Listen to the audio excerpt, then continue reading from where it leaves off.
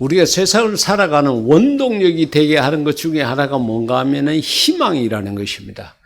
아무리 어렵고 힘들어도 무엇인가 희망이 있다고 생각하면은 그 희망을 바라보고 적극적으로 우리가 지금의 어려움을 헤쳐나갈 수가 있습니다. 우리 남자 성도님 대부분들이 군대 생활을 경험하셨기 때문에 잘 기억을 하시겠지만은 군대 생활이라는 것이 어렵고 힘들지 않습니까? 그럼에도 불구하고 언젠가는 내게 제대할 날이 있다, 집으로 돌아갈 날이 있다, 희망이 있으니까 그 어려움을 잘 견뎌나가는 그런 모습들을 우리가 가졌을 때가 있습니다. 우리가 세상을 살아가는데 희망이 보이면은 우리가 최선의 노력을 다할 수 있습니다. 조금만 더 참자, 조금만 더 기다리자, 그럴 수 있습니다. 그런데 희망이 없게 되면은 기다려봤자 아무 소용이 없다. 결국 이러다가 끝이 나는구나. 이렇게 이제 생각이 되어서 절망 가운데 빠지고 자포 자기 가운데 빠지게 되는 것입니다. 성탄이라는 것이 우리들에게 온 세상 사람들이 기뻐하고 만국 백성들이 기뻐해야 되는 이유 중에 하나가 성탄 속에 희망이라는 씨앗이 들어있기 때문에 그렇습니다. 그러면 어떠한 희망들이 있느냐? 성경 가운데 이렇게 보면 오늘 본문 23절 가운데 보면은 보라 처녀가 잉태하여 아들을 낳을 것이요 그의 이름을 임마누엘이라 하리라 하셨으니 이를 번역한즉 그래 임마누엘이라는 것을 번역하니까 하나님이 우리와 함께 계시다 함이라 그와 같이 이야기했습니다. 여러분 우리가 세상을 살아가면서 누구와 함께 하느냐 하는 것은 굉장히 중요하지 않습니까? 여러분 직장 생활 속에서도 직장 동료들이 어떤 사람이냐, 교회 생활을 하면서도 우리 교인들 중에 어떤 사람이 있느냐, 누구와 함께 하느냐 하는 것은 굉장히 중요합니다. 그래서 어떤 사람은 정말로 저 사람하고는 평생을 같이 지냈으면 좋겠다, 늘 같이 있었으면 좋겠다 이런 생각이 드는 사람이 있는가 하면은 그 반대의 사람도 있습니다. 보기도 싫고 상종하기도 싫은 그런 사람이 있습니다. 그래서 사람들이 그런 말을 합니다. 사람들이 유형에 가시 같은 사람이 있고 이불 같은 사람이 있다. 그와 같이 말하기도 합니다. 가시 같은 사람은 계속 사람들에게 상처를 줘요. 말과 행동과 모든 것에 남을 힘들게 합니다. 괴롭게 합니다. 가는 곳마다 찔러요. 가시가 동서남북 어느 곳을 갖다 대어도 다 아픔을 느낄 수 있는 것처럼 그런 사람, 가시와 같은 사람이 있게 되면 모든 사람들이 힘들고 불편해합니다. 그리고 같이 하기를 싫어합니다. 그래서 항상 주변에 사람이 없어요. 그런가 하면 이불 같은 사람이 있다 그럽니다. 이불 같은 사람은 무엇이든지 덮어주고 수용해주고 받아준다는 거죠. 예, 이불이 바닥에 깔려져 있으면 넘어지더라도 이불 쿠션 때문에 다치기를 덜 하게 되고 상처를 입지 않는 그런 것처럼 그런 이불과 같은 사람이 옆에 있게 되면은 내가 좀 힘들고 내가 실수하고 내가 실패하고 내가 좌절하고 이러더라도 그것이 하나의 버팀목이 되고 나를 지켜주는 보호막이 돼가지고 그 사람 때문에 내가 원래의 자리로 돌아오고 강건한 모습으로 설 수 있다는 거죠. 우리가 바라고 원하기는 우리 모두가 이불과도 같은 그런 사람이 되기를 주의 이름으로 부탁드립니다. 하나님은 무엇과도 같은 분일까요? 이불에 비교할 수 있을까요? 그렇지 않죠. 하나님이 우리와 함께 한다는 것, 그렇게 위대하시고 거룩하시고 존귀하신 능력 많으신 하나님이 우리와 함께 한다. 이것은 정말로 놀라운 일입니다. 여러분 성탄이라는 것은 예수님께서 이 땅에 오심으로 말미암아 하나님이 눈에 보이지 않지만 하나님을 손으로 잡을 수 없지만은 하나님이 우리와 함께하고 계시는구나. 그걸 확인할 수 있다는 거죠. 여러분 사도행전 9장 가운데 보게 되면은 바울이 자기 간증을 합니다. 자기가 어떻게 해서 예수님을 만나게 됐는지 간증을 했는 것들이 쭉 기록이 되어져 있습니다. 그 간증 속에 자기가 오늘날의 그 다마스커스, 그래 다메섹으로 가다가 그냥 볼일 보러 가는 게 아니라 여행을 가는 게 아니라 예수 믿는 사람들 잡아서 감옥에 가두고 하려고 그렇게 가다가 빛으로 나타나신 예수님을 만났다는 것을 기록을 하고 있습니다. 근데 그때에 바울이 이때는 사울이라는 이름을 사용하고 있었죠.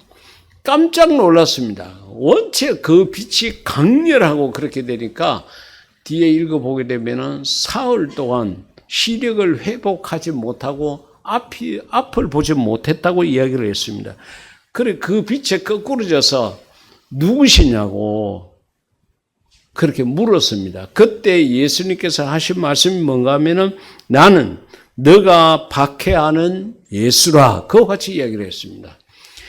예수 믿는 사람들을 감옥에 가두고 괴롭혔지 예수님을 힘들게 하고 그렇게 한 사울이 아니었습니다. 그럼에도 불구하고 예수님께서 하시는 말씀은 너가 박해하는, 너가 핍박하는, 너가 그렇게 괴롭게 하는 바로 그 예수라고 그와 같이 예수님께서 말씀하신 거예요. 이것은 무슨 말합니까? 예수님 때문에 고난당하고 예수님 때문에 어려움을 당하고 있는 사람들과 늘 함께 계셨다는 것을 말해주고 있습니다. 그러니까 그 고통을 다 아시죠. 그래서 예수님께서 사울에게 나는 너가 핍박하는, 너가 그렇게 고난스럽게 하고 있는 예수라고 이와 같이 말씀하신 것입니다. 우리가 세상을 살아가다가 넘어지고 쓰러지고 지치고 정말로 힘든 상황 속에 빠질 때가 있습니다. 그럴 때에 우리의 마음속에 생기는 생각 중에 하나가 나만 왜 이러냐? 내가 왜 이러냐? 이런 생각을 합니다. 나 혼자라고 생각합니다. 아무도 나를 안 도와준다 생각할 때가 있습니다. 그러나 여러분 걱정하지 마십시오. 하나님께서 우리와 함께하고 계신다는 것을 말씀 속에서 확인하시고 용기를 가지시고 그 어려움을 잘 극복하는 그런 우리가 될 수 있기를 주의 이름으로 축복합니다.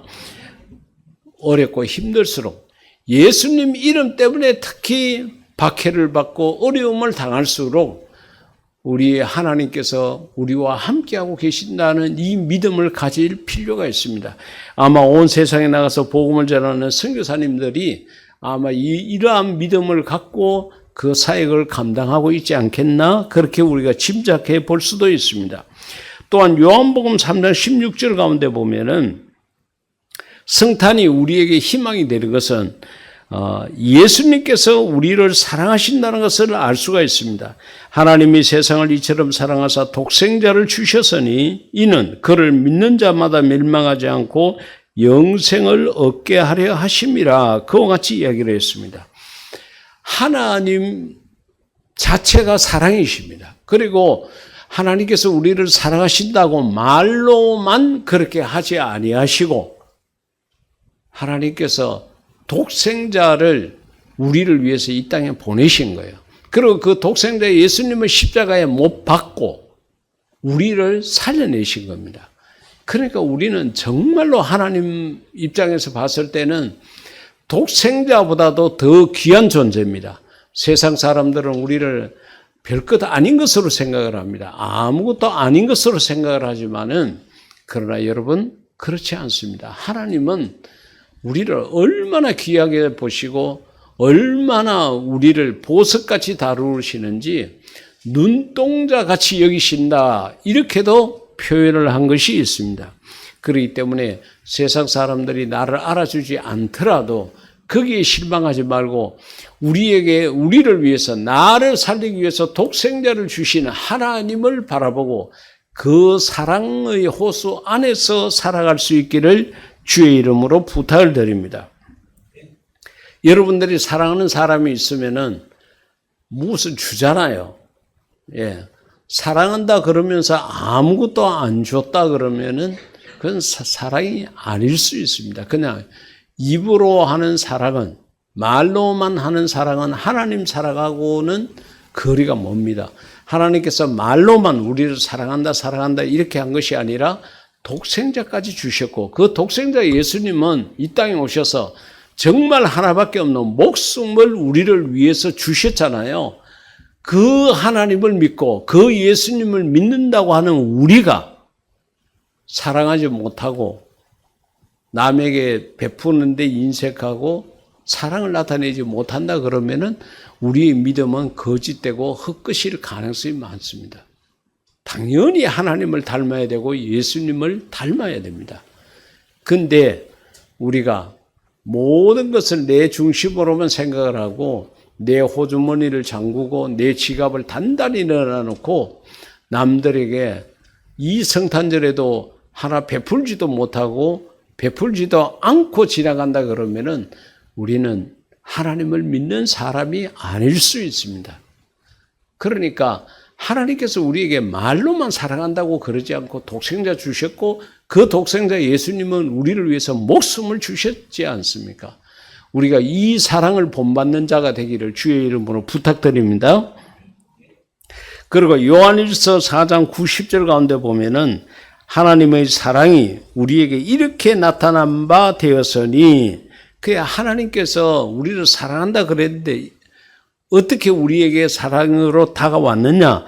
하나님이 자기의 독생자를 세상에 보내심은, 이것이 바로 성탄이죠.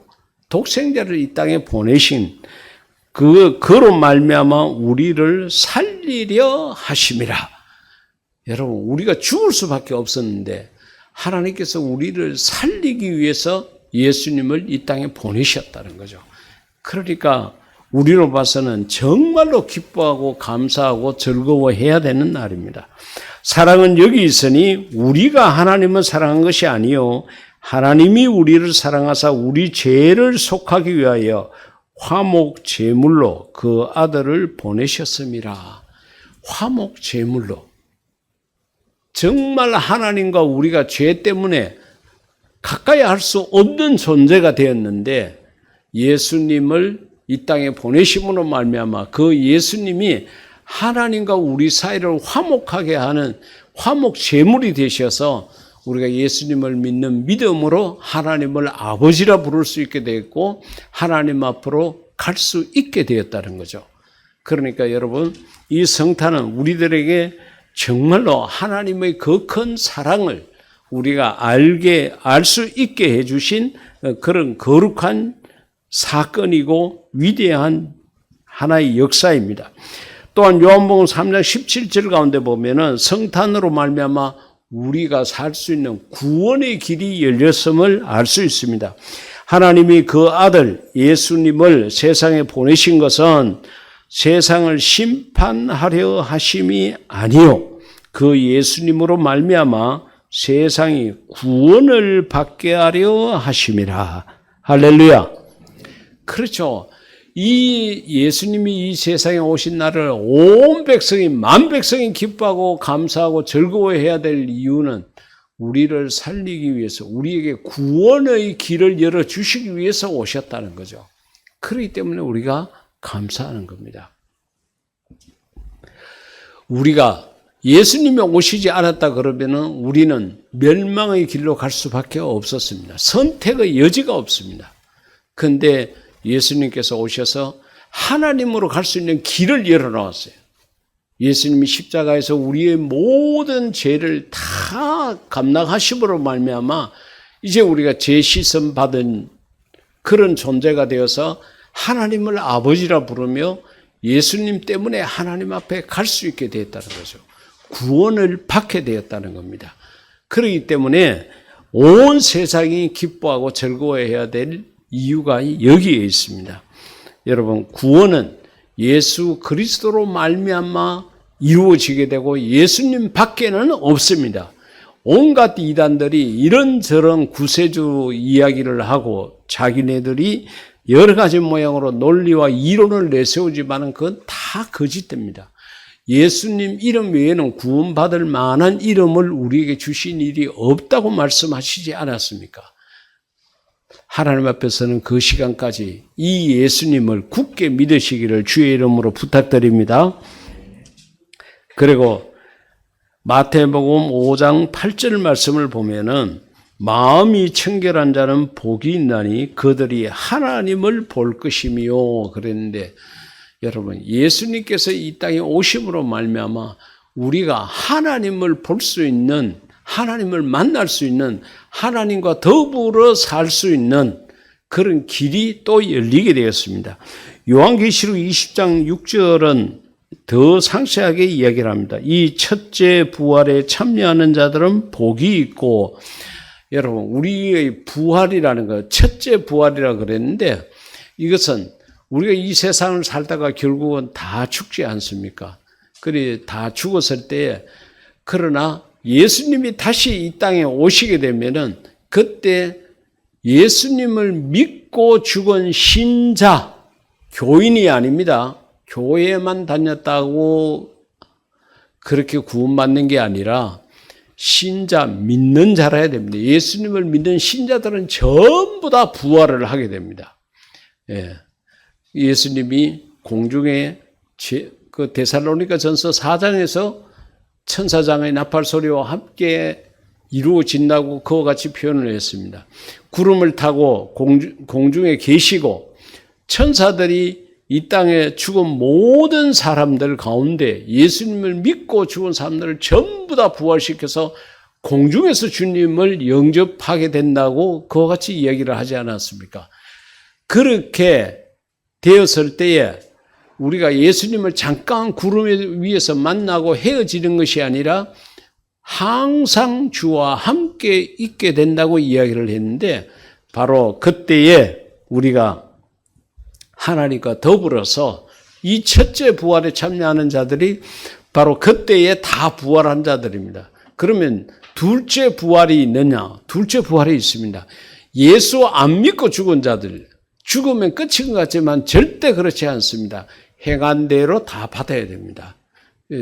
예수 안 믿고 죽은 자들도 나중에 다 부활시켜서 불구덩이 속에 던져 넣어서 자기가 지은 모든 죄에 대한 대가를 다 받게 합니다. 그게 그 불신자 부활이 둘째 부활이고 그 지옥에서 자기가 지은 모든 죄를 다 감당하고 정말로 이제 죽는 것이 둘째 사망입니다. 그러게 둘째 부활에도 참여하지 말고 둘째 사망에도 참여하지 않고 첫째 부활에 참여해서 우리 주님과 더불어서 영원히 살 수 있는 그런 우리 모두가 될 수 있기를 주의 이름으로 축복합니다. 그래서 이 첫째 부활에 참여하는 자들은 복이 있고 거룩하도다. 둘째 사망이 그들을 다스리는 권세가 없고 도리어 그들이 하나님과 그리스도의 제사장이 되어 1000년 동안 그리스도와 더불어 왕노릇하리라. 할렐루야. 우리가 참 이런 말씀에 우리가 큰 희망을 두고 있지 않습니까? 이런 말씀에 우리가 소망을 두고 있지 않습니까? 이 땅에서 예수 믿는 것 때문에 이런저런 요구도 먹고 온갖 어려움을 당하고 하더라도 두고 보자는 거죠. 우리 주님이 오셨을 때 한번 보자. 아니면은 우리가 이 세상을 다 살고 떠나고 난 다음에 심판 때에 한번 보자. 그런 마음들이 우리 마음속에 있는 거죠. 예. 아무리 세상에서 권력을 갖고 많은 돈을 갖고 큰 명예를 갖고 있다고 하더라도 천국은 믿음으로만 가지 다른 방법으로 얻을 수 있는 것이 없습니다. 그런데 저와 여러분의 마음속에는 이 믿음이 있지 않습니까? 그렇기 때문에 여기에 대한 소망을 우리가 크게 두고 살아야 된다는 거죠. 성탄이라는 것이 단순하게 예수님께서 이 땅에 오신 아기 예수님으로 오신 생일로 끝나는 것이 아니라 우리에게 희망을 주고 계십니다. 하나님께서 우리와 함께 하신다는 임마누엘의 희망, 또 하나님께서 우리를 사랑하신다는 것, 그렇기 때문에 독생자를 주셨다는 것, 그 하나님의 사랑에 대한 희망, 또 우리가 멸망하지 않고 구원을 받을 수 있는 길이 열렸다는 것, 그리고 우리가 하나님을 만날 수 있다. 이러한 희망이 이 성탄 속에 있습니다. 여러분, 세상을 바라보면은 지금 우리나라의 형편과 처지를 바라보게 되면 희망이라는 단어가 보이지 않는 듯 합니다. 거의 절망이에요. 이럴 수가 있느냐고 우리가 생각할 수밖에 없는 그런 상황들이 계속적으로 드러나고 있습니다.